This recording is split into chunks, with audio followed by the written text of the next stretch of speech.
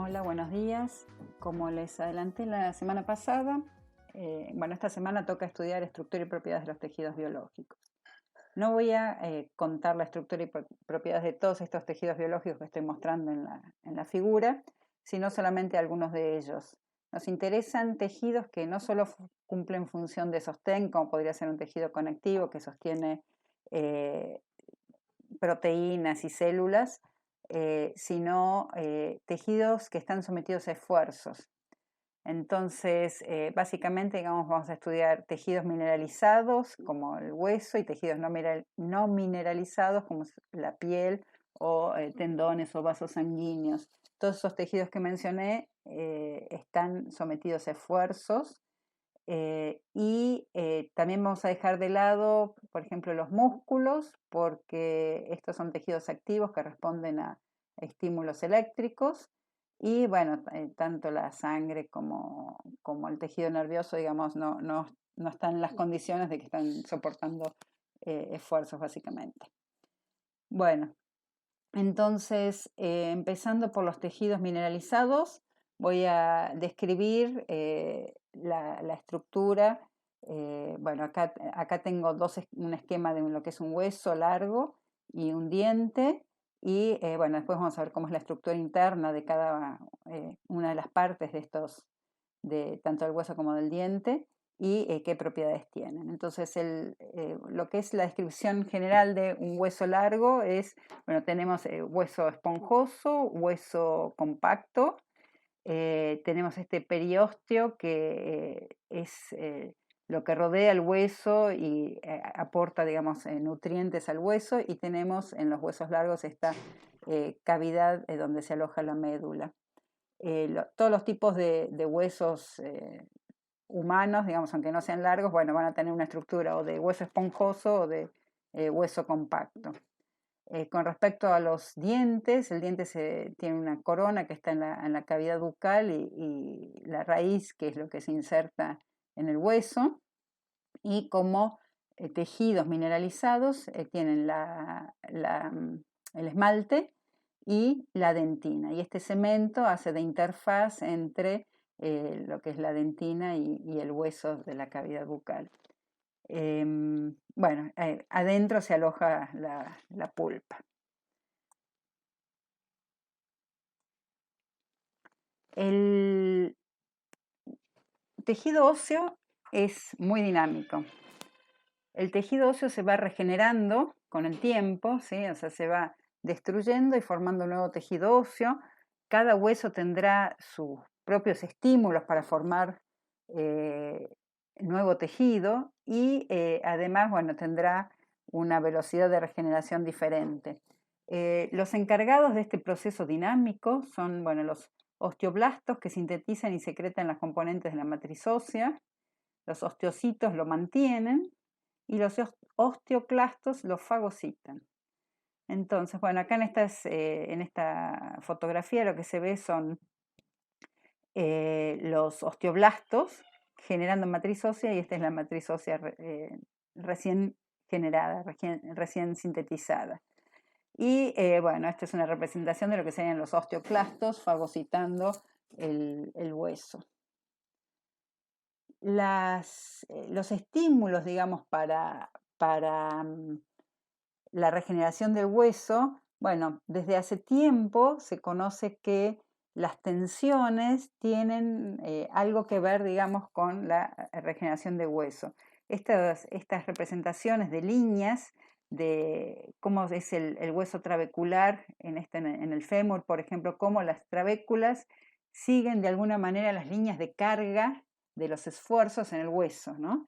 Digamos que se generan de manera de soportar lo mejor posible los esfuerzos a los que está sometido el fémur. Esto se conoce desde 1860 y entonces, bueno, se sabe que hay una relación entre digamos, el sometimiento a cargas de los huesos y el crecimiento del hueso. No está bien claro cómo es el mecanismo, cómo es la detección de esas cargas y cómo se le da la orden a las células generadoras de hueso que generen hueso, pero sí, digamos, empíricamente se ha visto que cargas, sobre todo cargas dinámicas, producen generación de hueso. Ustedes, bueno, deben conocer que, bueno, si uno, bueno, dicen hacer ejercicio, por supuesto, bueno, aumenta la masa ósea y la inmovilidad justamente hace que disminuya esa masa, ¿no?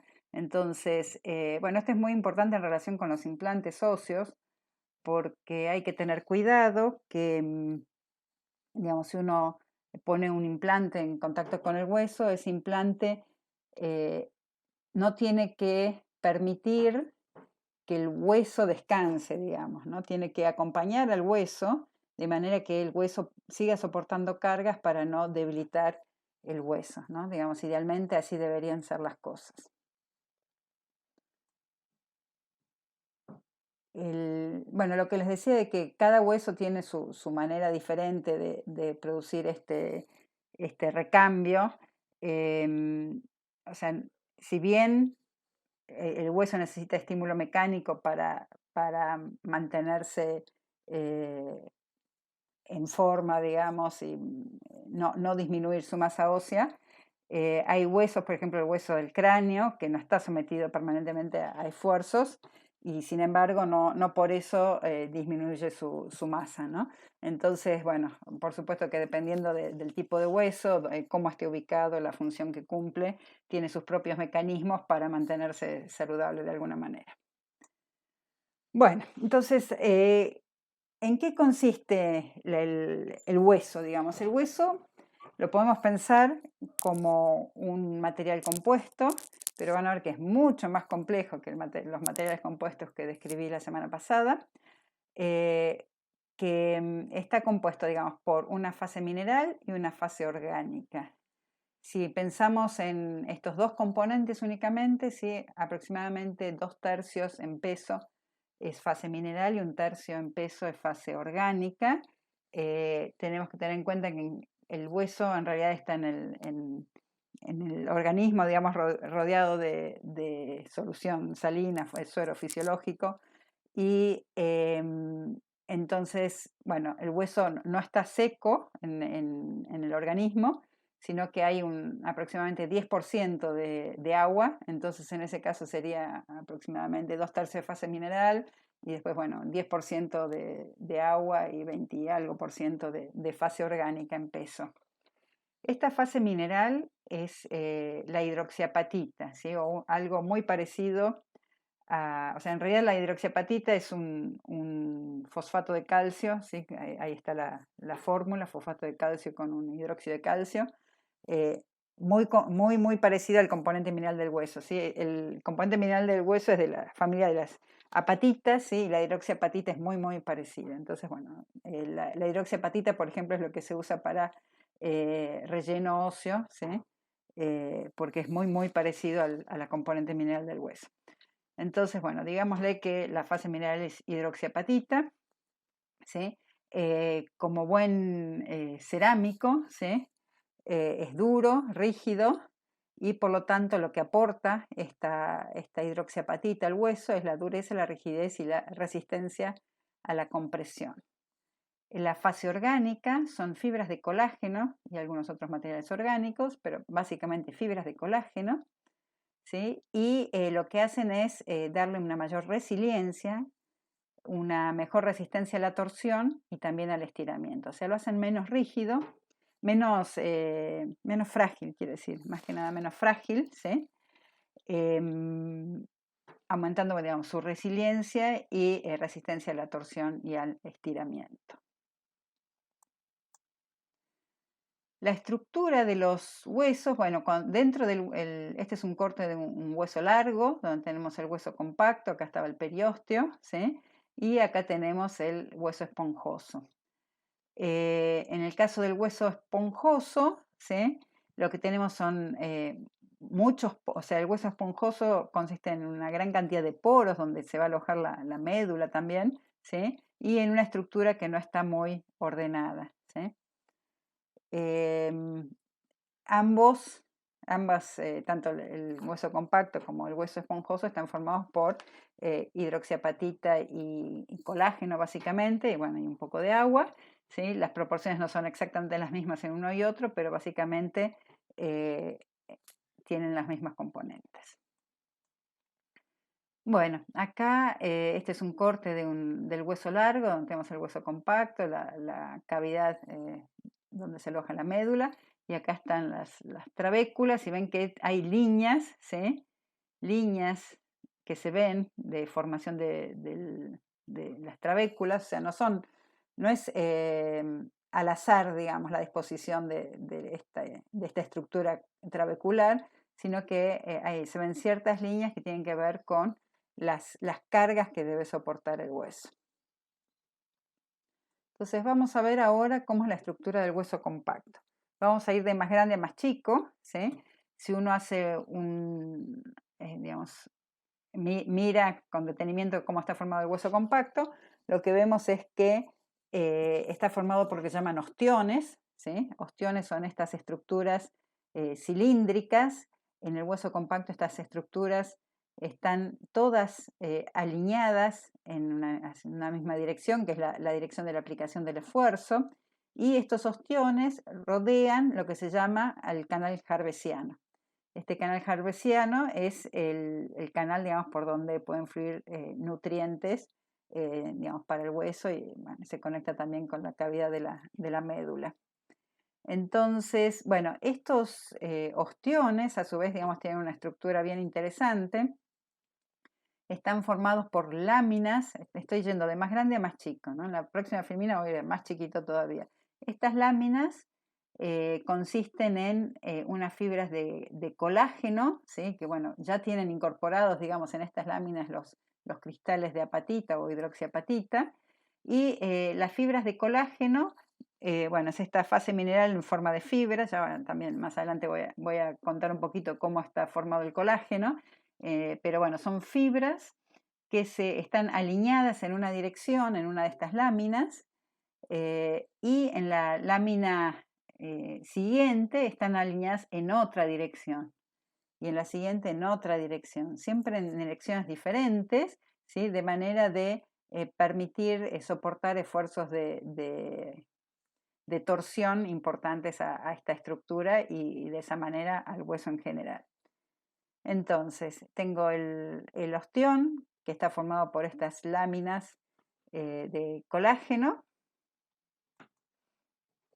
Esta es una fibra digamos, fibras de colágeno que están ubicadas, o sea, esta es una molécula de colágeno con sus 3 fibritas de colágeno, ya lo vamos a ver más adelante, ¿sí? Y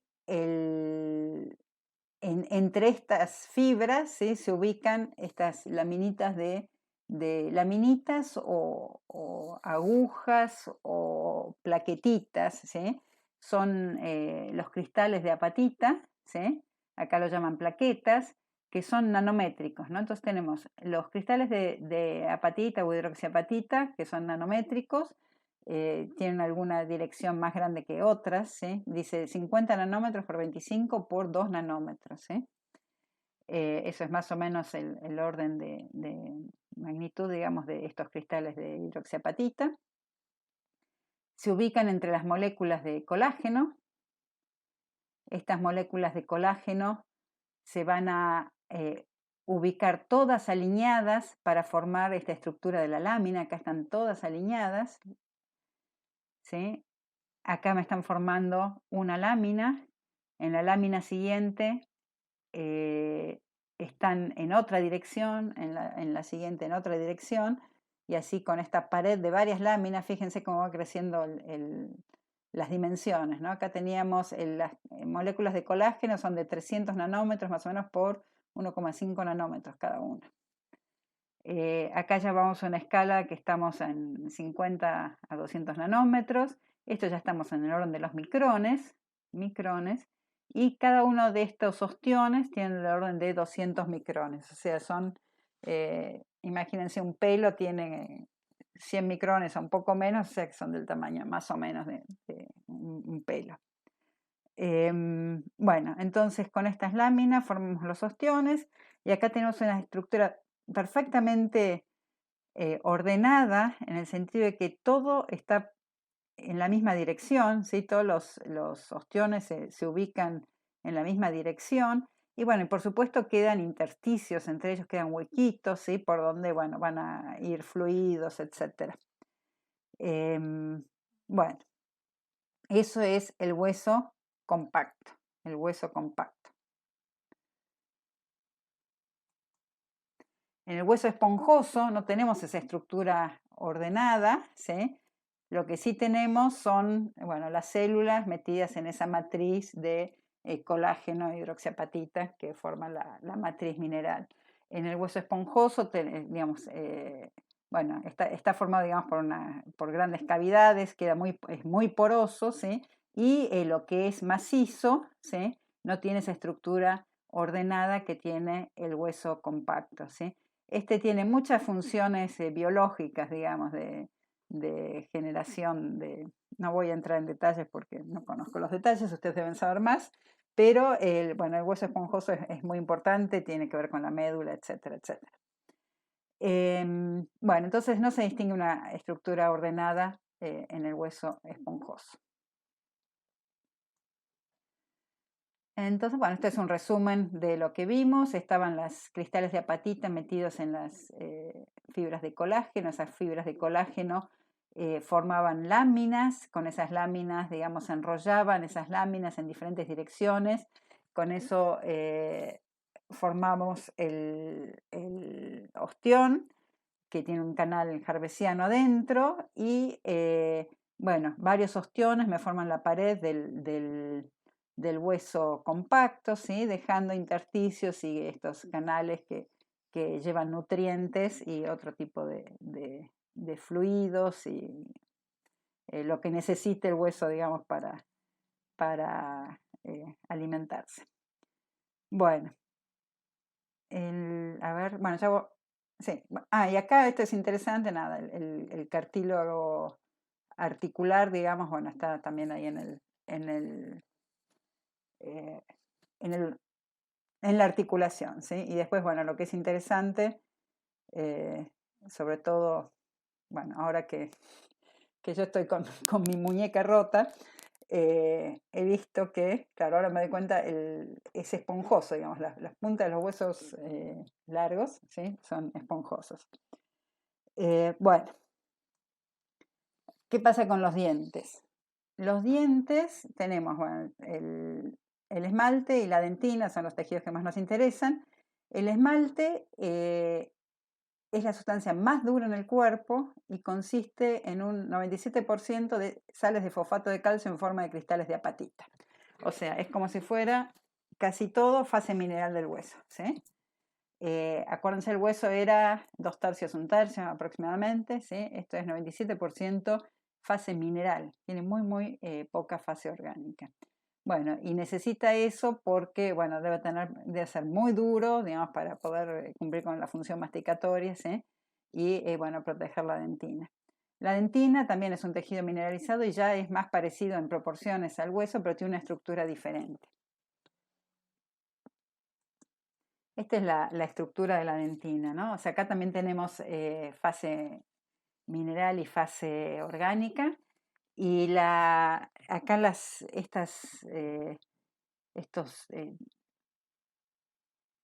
¿cómo es? Tubitos, digamos, que aparecen en la dentina, ¿sí? Son debido por ahí, digamos, hay fibras de colágeno. Las fibras de colágeno están ubicadas de esta manera, conectando lo que es la pulpa con la región más exterior, ¿sí? Y bueno, pudiendo llevar también los nutrientes al tejido dental. Y bueno, esta distribución de, bueno, de túbulos, ¿sí? Esta distribución de túbulos es diferente para las diferentes regiones del diente, ¿sí? De manera de hacer más eficiente, digamos, la transmisión de cargas de la región de la boca, digamos, hacia la raíz. Los tubos, digamos, van decreciendo en espesor desde adentro hacia afuera. Perdón. Bueno, acá lo que tenemos es cómo, bueno, se muestran cómo es los túbulos en la región cercana a la pulpa, ¿sí? Y en la región ya cercana a la dentina. Bueno, entonces nos interesan las propiedades mecánicas de huesos y dientes y bueno, lo que se presenta acá es un ensayo de tracción de hueso seco y hueso húmedo, ¿sí? El hueso seco, fíjense acá, este esfuerzo está en megapascales, ¿sí? Y esto es, bueno, deformación. Entonces, fíjense, esto, bueno, se rompe con la aplicación de un esfuerzo de 70 megapascales, el hueso seco, se rompe con este esfuerzo, ¿sí? Y llega a un 0, casi 4% de estiramiento, de deformación, ¿sí? El hueso húmedo, que es, digamos, más parecido a lo que sucede in vivo, ¿sí? Dentro del organismo, el hueso húmedo es, bueno, un poquito menos rígido. Si ven si comparan las dos figuras, digamos, la pendiente en el hueso húmedo es un poco menor y además tiene esta región en la que el hueso, digamos, puede seguir deformándose sin romperse y soporta un esfuerzo, digamos, de tracción mayor que el caso del hueso seco. O sea, el hueso seco es más rígido, es más frágil, o sea, este es mucho más tenaz, ¿no? Aumentó mucho la tenacidad en el hueso húmedo y esto llega hasta un 0,8% de deformación. El estudio de los tejidos biológicos, digamos, estas propiedades mecánicas de los tejidos biológicos es bastante complicado justamente por este tipo de problemas, ¿no? O sea, sacar las muestras es difícil, reproducir las condiciones en las que trabajan en el organismo es muy difícil y, bueno, como vieron, las estructuras son bastante complejas y entonces las propiedades dependen mucho bueno, puede ser del espécimen, bueno, de la orientación, de la porosidad, etcétera, etcétera, y bueno, en general se encuentran valores bastante dispersos, pero sí hay tendencias, digamos, hay tendencias que se conocen y bueno, eso es más o menos lo que vamos a resumir en esta clase.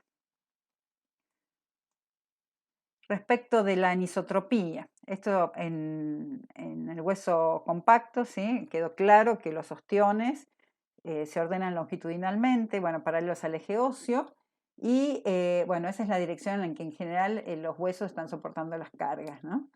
Entonces, si se hacen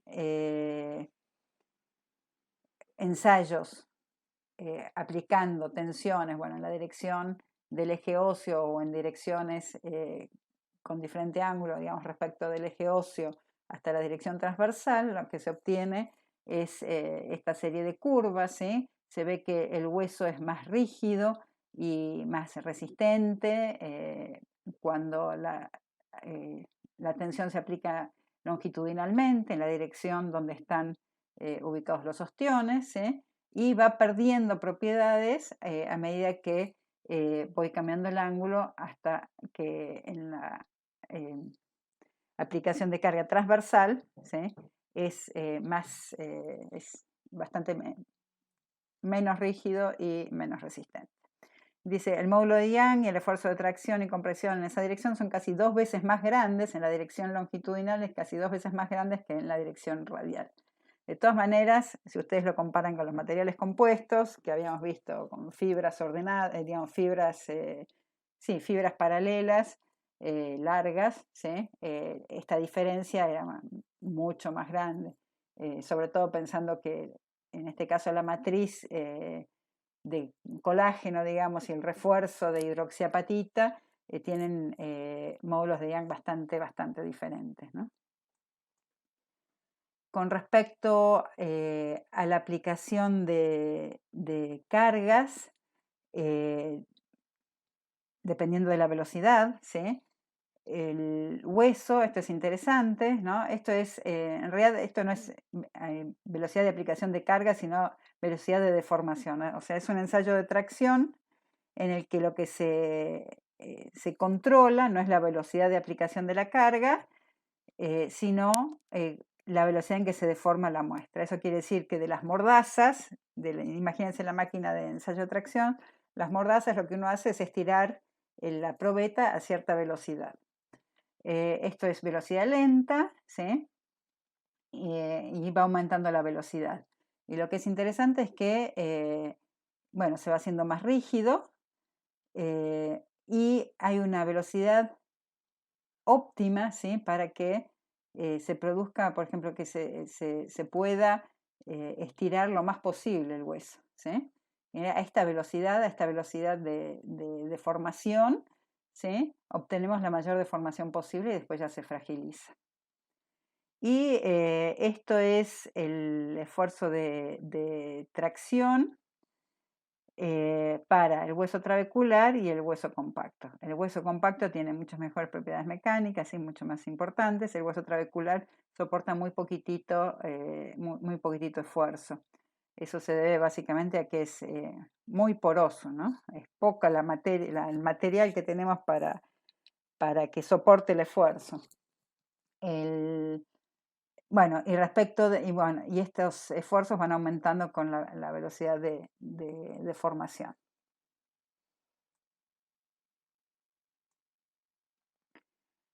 El efecto del contenido mineral y la porosidad. Lo que tenemos acá es para diferentes, como les digo, es bastante difícil hacer todos estos estudios.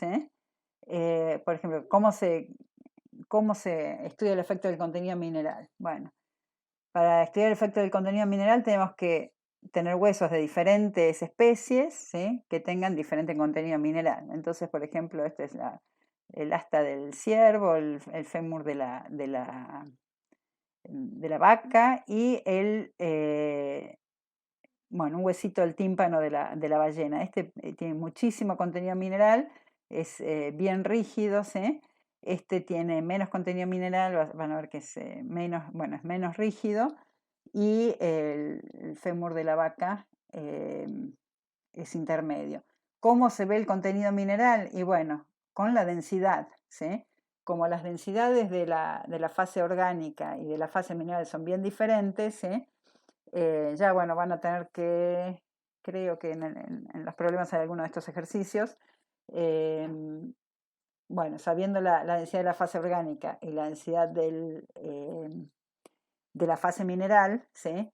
Si uno sabe la densidad del compuesto, bueno, puede saber cuánto hay de fase orgánica y cuánto hay de fase mineral. Entonces, con eso podemos sacar el contenido de fase mineral y, bueno, así va aumentando el contenido de fase mineral y vemos qué pasa con las propiedades. Primero, esta es la tenacidad, ¿no? La tenacidad, dice, o sea, está relacionada con la tenacidad, ¿sí? Es cuánto, sí, cuánto energía, digamos, puede absorber. Y esto es el esfuerzo de flexión, o sea, esto es una propiedad que, bueno, no hemos visto cómo se saca, pero es flexionar el material hasta que se rompa y sacar un módulo que me describa esa rotura del material flexionado. Entonces, ¿qué tenemos? El asta del ciervo, bueno, tiene que cumplir la función de que no se rompa, ¿sí? En estas luchas que tienen los ciervos, tiene que ser bastante elástico. Entonces, bueno, soporta bastante a la flexión. El módulo Young es chiquitito, ¿sí? Bueno, el contenido mineral es chiquitito para que pueda tener estas propiedades, pero es bien tenaz, bien tenaz. El fémur de vaca, bueno, la vaca, digamos, es un animal bastante, con mucha masa, ¿sí? Tiene que poder soportar ese peso, ¿sí? Y el módulo de Young, digamos, es más importante, bueno, tiene más contenido mineral.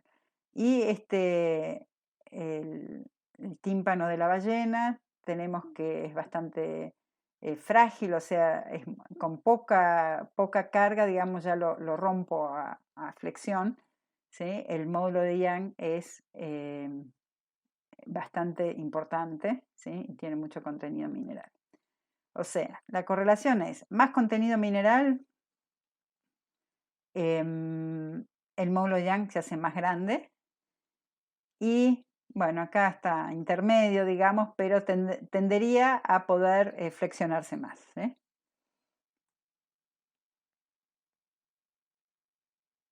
Lo que sí es seguro es que es más tenaz. Respecto de, bueno, módulo Young y contenido mineral, esto está hecho para diferentes especies animales.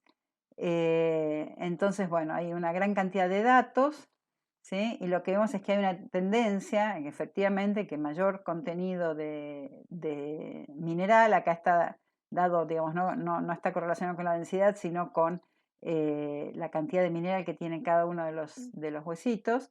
Y, bueno, correlaciona que aumenta el módulo Young cuando aumenta el contenido mineral. Pero ven que hay una gran dispersión de resultados, ¿no? Y acá lo que tenemos es módulo Young versus porosidad.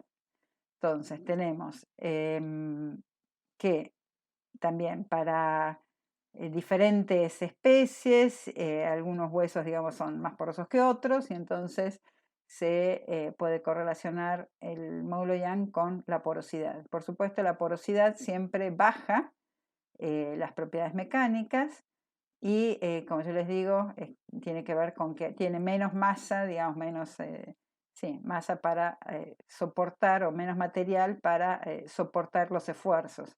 Entonces se deforma más rápidamente. Esto es, bueno, influencia de la densidad sobre la fuerza de compresión. La densidad, esto como es densidad aparente, la densidad aparente no solo tiene que ver con la cantidad de fase mineral y cantidad de fase orgánica, sino también con la porosidad, porque lo que se mide es la densidad del material como un todo, digamos, sin tener en cuenta si hay poros o no hay poros, ¿no? Pero, bueno, en función de la densidad, que puede ser ya sea por la porosidad o por la mayor cantidad de fase mineral, tenemos que mayor densidad, bueno, aumenta la resistencia a la compresión. Bueno, acá les muestro una tabla con las propiedades mecánicas de dientes y huesos. En los dientes teníamos dos tipos de tejidos, que era el esmalte y la dentina. El esmalte decíamos que era el tejido más duro, que tenía mayor cantidad de fase mineral de todo el cuerpo.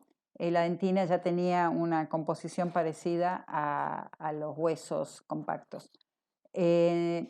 Vemos, bueno, respecto de las propiedades mecánicas, el esmalte, bueno, la densidad es el que tiene mayor densidad por tener mayor contenido de fase mineral.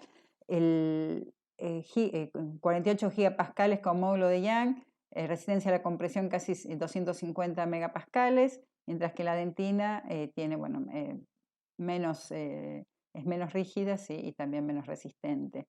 Los huesos largos, tenemos huesos largos de las piernas y de los brazos, ¿sí? Siempre ensayados en la dirección longitudinal, módulo de elasticidad, resistencia a la tracción y resistencia a la compresión. Entonces, es interesante, por ejemplo, la resistencia a la compresión en los huesos de las piernas es mayor que la resistencia a la tracción. Los módulos de Young son más o menos parecidos, ¿sí? Y en los brazos la resistencia a la tracción es mayor que la resistencia a la compresión, básicamente. Y son muy parecidos también, la rigidez es muy parecida. Respecto de las vértebras, ¿sí? Las vértebras no tienen hueso compacto, digamos, son básicamente hueso esponjoso, ¿sí?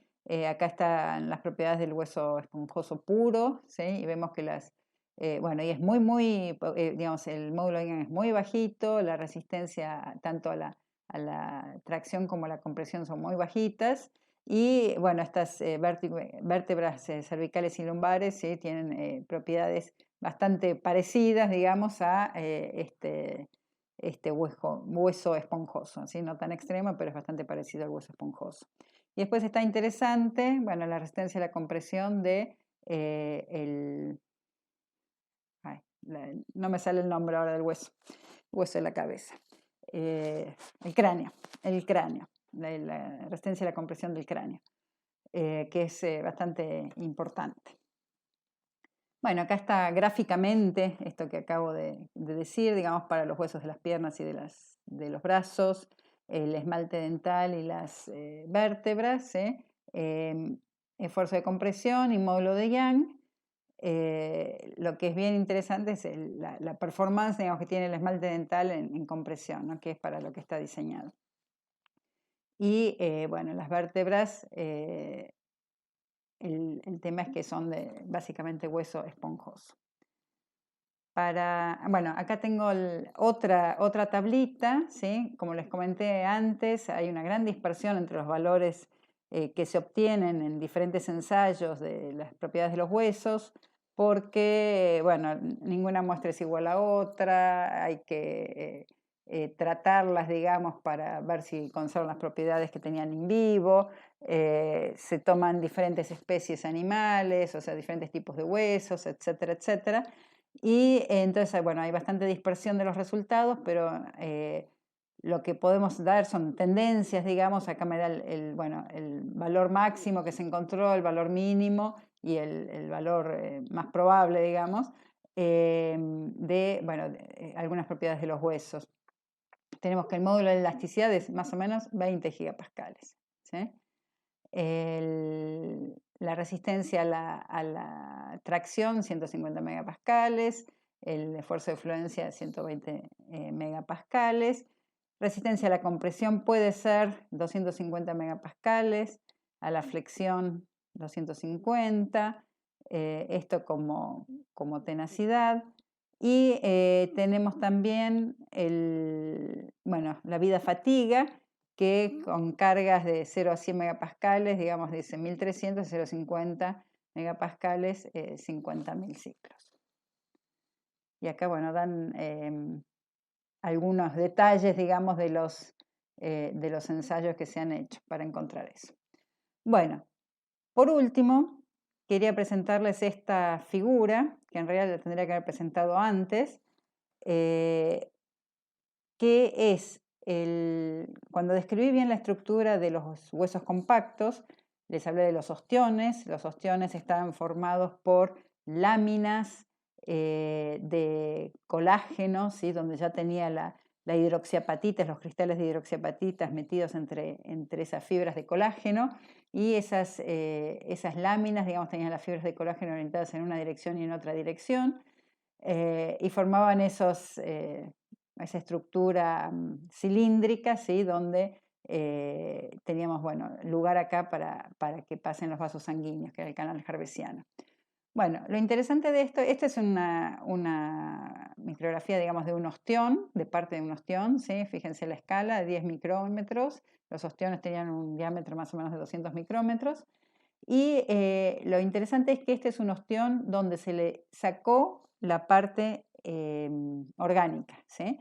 ¿Y eso qué tiene de interesante? Bueno, que me muestra que todo esto es fase mineral. Todo esto es fase mineral, y lo que vemos es que el ostión conserva su estructura, no se desagrega, ¿sí? Entonces, la fase mineral es una fase continua de alguna manera. Y en realidad lo mismo pasa si sacamos la fase mineral y dejamos la fase orgánica también queda como una fase continua. Entonces, este material compuesto de fase mineral y fase orgánica, digamos, tiene una distribución que no es la típica que describimos la semana pasada, donde decíamos, bueno, tenemos una matriz que embebe a una fase dispersa, ¿sí? Acá, tanto, digamos, la fase orgánica como la fase mineral forman un continuo que, digamos, impide que por la ausencia de la otra fase esto se desagregue. Bueno, entonces con esto termino la descripción de los tejidos mineralizados, y ahora les grabo un videíto con la descripción de los tejidos no mineralizados. Adiós.